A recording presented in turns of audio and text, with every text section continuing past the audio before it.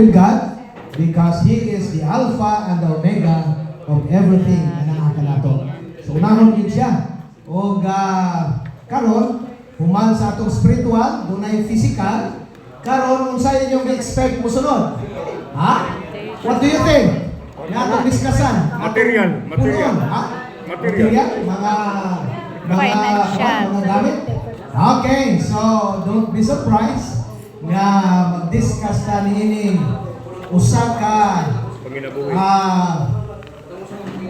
topic na matong panila kung bahinam nga tubiko nga atong pagkahisgutan. Okay, kinsa ba ang bag-o karon dinhi? Karon pa gyud. Karon lang yung adlaw naka-attend sa ato abi kong alsa kay dugay mo kre. Now iha katong bag-o ba karon lang gyud. Okay. 1 2 nindot ali sir. Premiuhan niya ang makadadre o kanang premiuhan na ito, libre ng produto. Na? Hay mo ito, waman mo sa itong taga-Digos. Dala! Ay, okay, welcome from Digos. No? Digos. Dito ni sa Davao del Sur. Santo, napoy luha. Pasor, no? Gikan dito sa Cordova, ba na? Danao. Okay. Mindanao, kamu Danao. Okay ra. Sige. Atong sugdan. Welcome to Hasmaday. Kahibaw na ba mo sa Hasmaday? Okay, na sikat na kayo niron sa Facebook. Sikat na kayo. You just scroll and search for Hasmaday. Inyo yung makita ang mga kahibulungan o grasya na gihatag ni Hasmaday. Okay, let's proceed. Dali na itong time. Ayaw ko kaguol kay dali rin kayo ni. Hasmaday is an acronym. Kana ka pangalan sa atong organization is an acronym. Meaning na siya meaning matag letra. Hasmaday. It is a humanitarian and spiritual mission apostolate of Davao and Asia Incorporated. Okay? Kana ka pangalan nagdala sa iyahang misyon. Kana siya nga pangalan nagdala sa iyahang katuyuan ngano nga na-organize kini nga organization dinhi sa Pilipinas ug karon naga-function dili lang sa Pilipinas kundi sa daghan pa nga mga lugar sa Asia bisan pa sa Europe ug sa US. Okay, ngano nga nahimugso man ni si Hasmaday sa katuyuan nga siya mo serbisyo ngadto sa iyang isig katawo, humanitarian. Meaning, this is a charitable organization. This is a welfare assistance organization nga gitukod ni buong inkarnasyon ni adtong December of 2022 dito sa Davao. Mao na nga ay Davao and Asia Incorporated.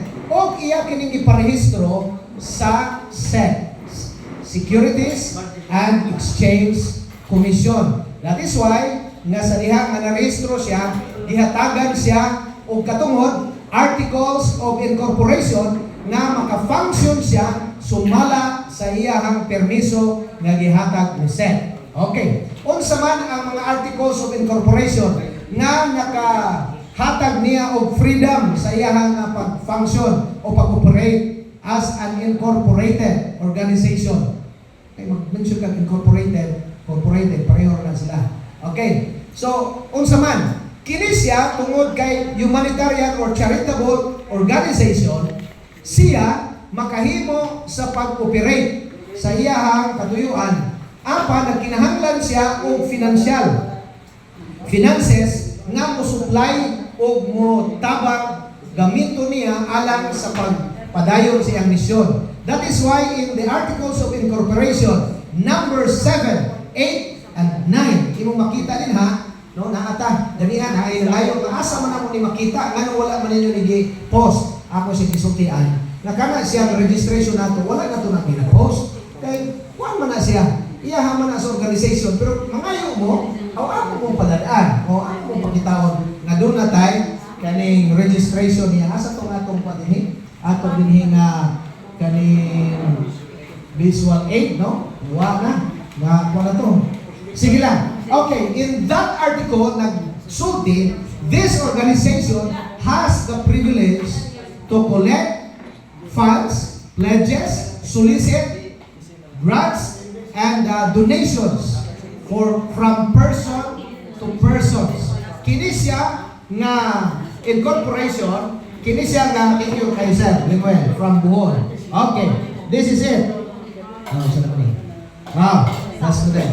Kini siya, mag-function siya, siya maka-operate nga doon na siya financial na magamit kay makahimo man siya di ay sa pag-solicit, sa pag-collect o sa pag-collect ngadto from person to persons. Yani persons na ta, one person. Aron nga ang iyahang nga function, humanitarian work, magapadayon siya dinhi sa ato nga susidad. Kay pinakadako na nga tabang, no? Pila ba kanato dinhi nga ganahan nga mahimutang katabang sa atong isig katawo? Okay? Mubitaw na nga daghan kayo yung siya nga, ikaw kung madako ka, Pedro, gusto nimo. Siya gusto ko maging doktor para makaserbisyo sa kapwa. Ikaw, kung sa man ka, Juan, siya gusto ko maging kaning engineer para magtukod og building sa kapwa. O sa langtong ng pagkasong dito, ibabay sa Maria, o sabi mo, sa sir, gusto ako maging kapwa para ako ang tutulungan. Pero tanan kita gusto nga mo serbisyo sa atong isig katao. Kay mauna ang pinakadako nga sukdanan nga ipakita nato nga nahigugma ta sa Ginoo. Unsa ingon sa Ginoo? Kung nahigugma ka sa isig katao, or moingon ka ako nahigugma sa Dios, pero wa ka mo serbisyo wa ka mahigugma sa isig katao, bakakon ka.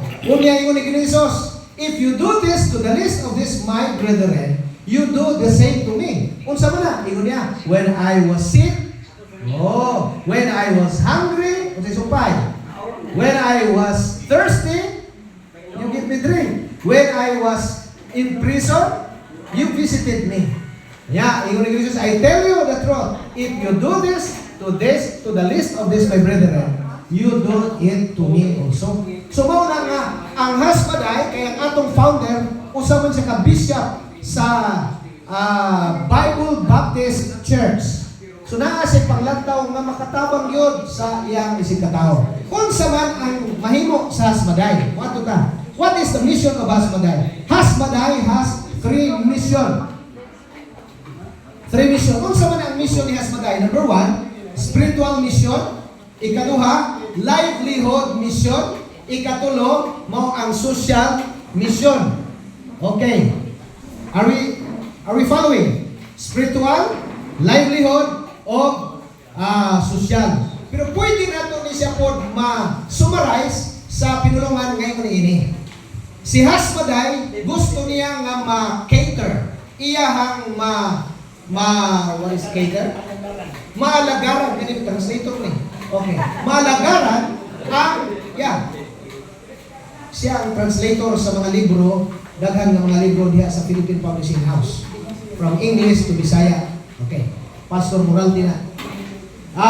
Maalagaran ang tanan ng mga aspeto sa atong panginahanglang tawhanon. Kung sa man ang mga aspeto nga atong ikinahanglan. Number 1, physical. Sa pa? Social. Mental. Spiritual. Pero mas daghan pag kitang panginahanglan nagtuo ta kung kini siya wa na sulbad ang tanang problema. Financial. So, karon si hasbaday mo mo cater siya iyang alagaran kini physical nato, ang atong spiritual, ang atong social, ug ang atong financial aspect, no? Man shall not live by bread alone, but by every word that proceedeth out of the mouth of God. Okay. So, unahon nato niyang physical. Sa physical aspect, unahon din nato spiritual. Yes. May mga organization nga, all of you, tingali, pila na kabukang mga kailan ini. Na-close siya, tungod kay religious organization siya, pero wala siya ni function, o wala siya activities religious. So, si hasbaday is a religious organization, but it is a non-denominational and non-sectarian. Meaning, siya religious organization, pero wala siya doktrina. Nga, kada office na ito, kung kini doktrina itong sundon ha, kinahanglan bautismuhan yung taninhi aning nga doktrina. Wala. Pero kinahanglan siya mag-exercise aron to nga ang spiritual nga panginahanglan sa mga membro ma-uplift o mas labaw tang maduol sa Ginoo. Amen. Okay. So karon mao na nga ang atong Hasbaday office, atong temple rin gitawag nato, temple in the sense that we will gather around and worship together. Dire, atong daygon ang Ginoo regardless of your denominational affiliation, regardless of your religion. Okay, when I mention religion, basi Muslim ka, basi Judaism ka, okay? Pero denomination, daghan kayo under sa what is this, sa Christianity, Seventh-day Adventist, na ay Baptist, na ay Pentecostal, na ay RC, Roman Catholic. We are one here. This is an interfaith worship. So kitang tanan mo gather aron nga mas maduol ta sa Ginoo because so tiyan ta mo, there is satisfaction with our spirituality. Mulabaw siya. Kaya kung mulabaw gani ang atong material kaysa spirituality, di ta matagbaw. Unahon gina siya. So si Hasbaday iyang i-address ang atong spiritual aspect aron kita mahimong mga matagbaw, satisfied kita sa mga panalangin. Now, karon naata kada Lunes, ay mong absent kada Lunes, dinhi naa ang atong chaplain, Pastor Ruben Morande, siya mao ang kapangulo nato dinhi sa atong worship. Okay. Mauna na ang sa atong spiritual. Now let's proceed ngadto sa physical need nato.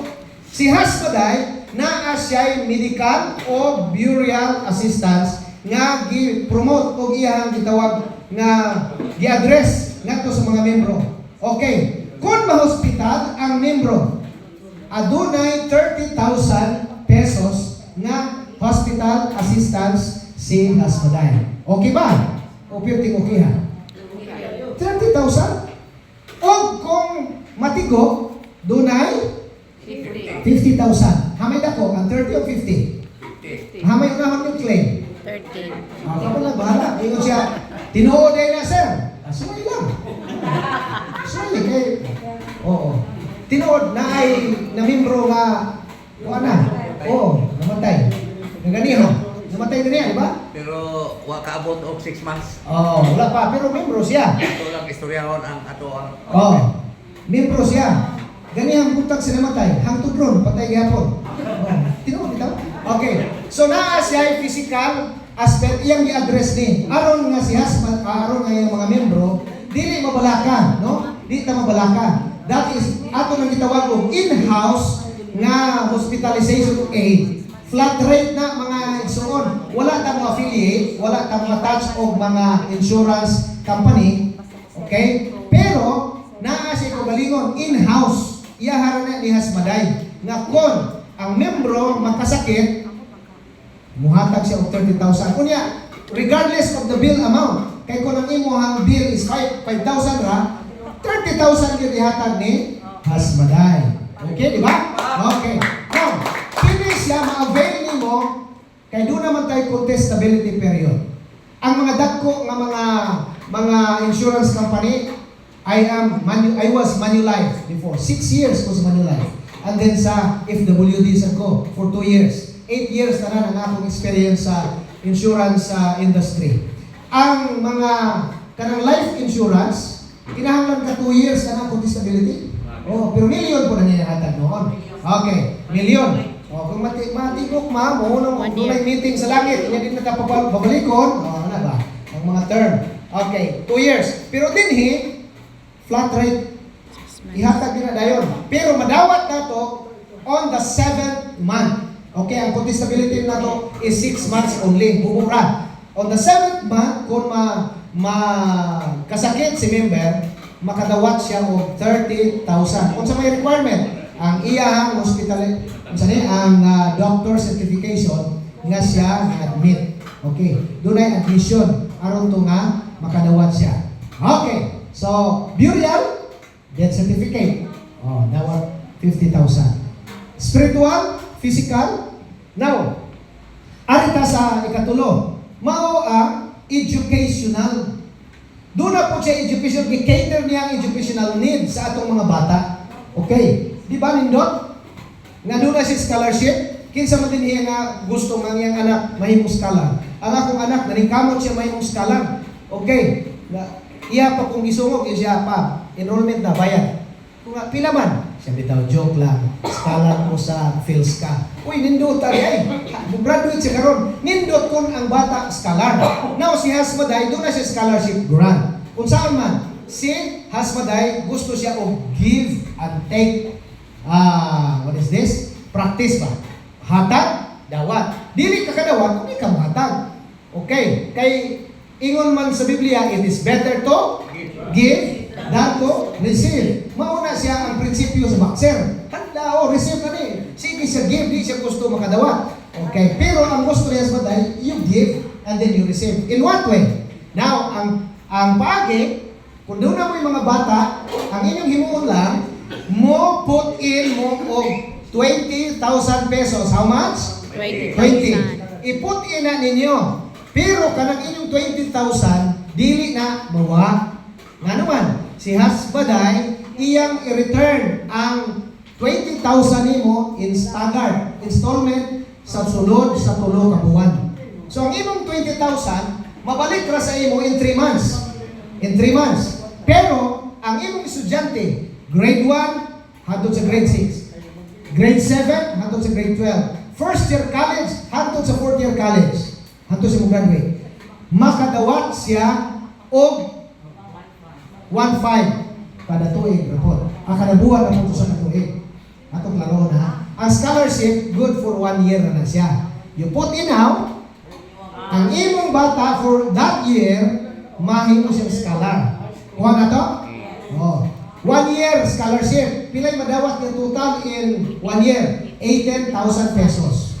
Pagkanindon. 18,000. O niya ang imong giput in nga 20, wala mo tunawa. Nabalik raman sa imo. Suwayin ninyo, hapit ang enrollment. Ako musuway ko, na ako'y 2 ka buong estudyante. Grade 6 ya o grade 10 niya, akong suwayan. Okay. Kay ako nga nag-lecture, kinahanglan nga naagyod ko'y proiba nga naay scholarship gyud nga tinuod. Ako nagproibahan sir. Oh. Pero daghan na mga scholars dito sa uban nga mga dapit sa Pilipinas, sa Mindanao, sa somewhere, sa Davao, ngadto sa Jinsan, daghan na kay mga scholars. Okay. Dili sa ato, wa pa ta kasugod, kay wa pa man ta nakasugod og enrollment. Ano na? Nari na scholar din. Akong anak. Oh. College. Nakadawat na. Taliti natin agad. See? Saliti Oh. na. So karon, ako, naulahin na gani ko sa information nila. Okay. Nagsugod na sir. Na kay estudyante. Kung doon na mo yung mga anak sa gawas, ito ba sa Europe ba, sa Amerika? Gawas ba sa Pilipinas? Kasi ka, tinoon.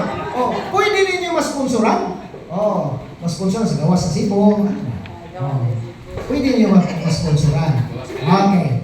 Now, ang nakalindot niya, ang highlight na niya ni murag iya habang, what is this? Kanang sa cake bitaw, o sana niya? Ang icing niya. Kay ini-graduate sa imong anak sa elementary, makadawat o pabaon. Pila? 100 pesos. On top, 1,000. 100,000 pesos, sorry. On top sa iyang scholarship na nadawat. Di ba nakadawat man siya o imong ilahutay, grade 1 hangtod sa grade 6. Pag-graduate niya, 100,000 pesos. Okay. Kung siya nag-start og first year o grade 7, o niya graduate na siya up to grade 12, makadawat siya how much? 200,000 pesos. O kung nag-eskwela siya college, first year, and then graduate siya pagka fourth year, pilay madawat pa baon? 350,000. Now, mangutana, what if, sir, nagsugod ra ko og paskalar, grade 5 ng akong anak? Grade 5. Niya, nag-graduate siya from grade 6. Makadawat gyapon siya. Pero ang 100,000, i-divide nato siya sa 6. Kay grade 1 to grade 6 man. So, ang iyahang slot na 2 ka tuig, maura yang madawat. Kay fair man rin siya sa maday.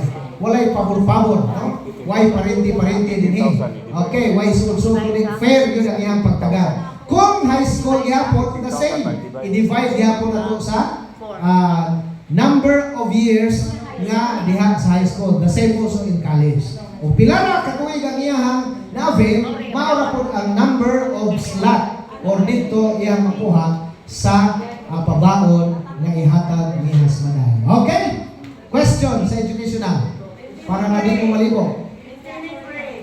Okay. There is no maintaining grade. Ang inyong qualification, human ma-enroll ang inyong mga anak, dadadinhi ang iyang proof. Proof nga nag-enroll siya.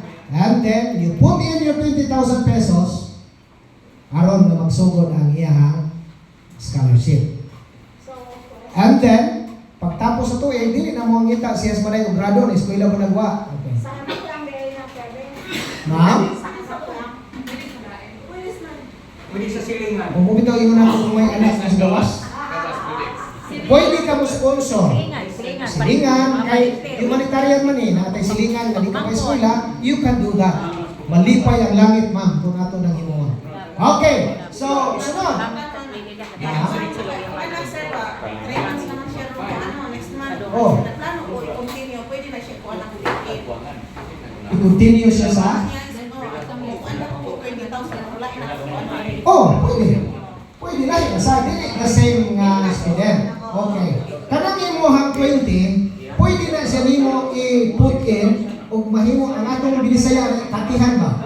Ikati nimo na og lahi na pod para sa lahi nga estudyante. Ito na to? Okay. Sige. Next, we have the spiritual, the physical, now the educational. Muadto na ta sa livelihood program ni Hasmaday. Si Hasmaday, a charitable institution, no? It is a religious organization but caters the need. Kaya ang iyang i-focus ang mga igsuon nato nga naa sa ubos nga lintag. No? Ubos nga kaning ang sa atong sosyedad. Poor alleviation program. Matabangan sila. Okay. Ang nindot ni Hasmaday, kay dili lang mga miyembro lang ang iyahang tabangan, kundi ang dili pod miyembro. Example, dire sa ato sa livelihood program nato, naga-offer ta og short courses sama sa dressmaking, sama sa bread and pastries, sama sa welding dito sa Mindanao karon ga-operate gyud sila, naa sila kanang mga computer repair, naa sila kanang para tigpagwapa o tigpagwapo si panora beauty care, naa sila riana naka-function na. Dire ato nagsugod ta gahapon din ko pagkanindot sa lektura kang gahapon kay ang kadtong lecturer nato nga what is this gikan sa TESDA scientific kayo sa lecture. Scientific kayo makasabot yun. Nindot kayo ningon gani sila nga nindot nga atong maestro dinhi kay kuan kanay magpangmasteral na. Kung dili lang na pangmasteral, pangdoktoral na ang iyahang approach. Unya buutan ba?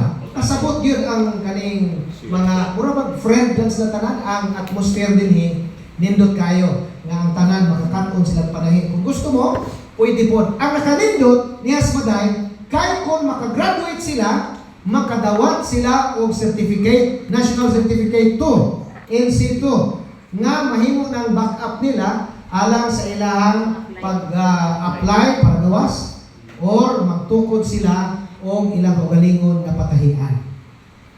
Dili lang niya ko to. Si Hasmaday, muhatag siya og kapital, pero huwam. Okay, pahuwam mo niya kapital, unya, iuli ra, walay tubo kung makasugod na ka to kaning operate sa imuhang negosyo. Kung bakery man, pwede. Kung patahian man, pwede. Okay, kung maghimo kang shop ngayon, pwede. Aron nga ang atong mga gigalang nga mga naa sa lubok na ang sa atong sosyedad, mutubo sila. Kaya ang gusto ni Hasmaday nga ma-alleviate ang atong mga kaigsuonan nga naa nanginahanglan ng tao. Okay? Livelihood program nata. Kusog kayo. We have also ambulance. Sir, hapit na kayo po sir? Ambulance. Dito sa gawas, sa Cebu ba? Dito sa Mindanao. Naa sila yung mga ambulance. Kung sa program sa ambulance, ang ilang buhato ni naka-standby niya sa office sa Hasmaday. Nanay driver, full tank ang kaning ambulance. And then kung doon ay tawag, Kaya muhatag mo tao kaning emergency, kanang natin number ba, kaning hotline number. Ang mga barangay, silingang mga barangay, dili na nila maserbisyuhan ang tanan. Si Hasmaday mo provide niya na libre. Ihatod kung asa ang ilang gusto. Adto ba sa ospital, mga anak ba, adto sa emergency room, or dili lang dito ihatod kung asa siya mahatod na maligo o siya sa dagat. Okay. Ihatod yun siya mga panginahanglan emergency.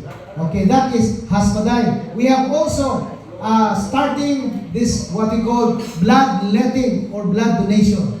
Kay ang dugo kinabuhi, so ato nang supply sa atong mga kaigsunan nga nanginahanglan. Okay, ato nang i-program pagkabis sir no, para to na ma-finalize na diri sa Cebu nga naa po tay atong kaugalingon diri nga mga blood donations kinsa to. Bisan dili na sa mga membro sir. Oh, naa na yung mga diha sa atong application, siguro diha sa atong registration, butangan na blood type diha. Musugod na ta kung kinsa to ang mahinanglan na may contact number. Okay. I tell you, you are not losing blood, but you are giving life. Ang atong dugo sa tinuod nila mamatay ro na in 120 days. Mawa na nato ato nang iihi, ato nang ipagawas, isingot. Pero kana di ay kung ato na siyang ihatag, i-donate, na ay kinabuhi na naluwas. Di ba? Okay. So, blood donation, mauna ang dakupod na serbisyo ni Hasmaday. Okay. So, naata niya nga mga programs nga gihimo ni Hasmaday para tulong sa atong isig katawo o para po nato. Okay. So, naay mo ipangutana. Nahuman na ang presentation. Pumunta na sa Oh, pangutana. doon ang maestra nga gi-inform about Hasmaday ba? Oh. Nangutana siya na ko, di ko katubag. Basi dili po pangutana. Ang iyang pangutana, ang bata within 1 year mo graduate siya ang elementary of 12 months. So mo gasto ang Hasmaday og 18,000 sa usa ka bata. I-times ni mo kuno og 1,000 students in Region 7. Doon na ba kuno sustainability ang Hasmaday nga mo gasto sa 18 million. 18 million ang kantidad. Sa 1,000 ka bata, sa 18,000. Example na niya.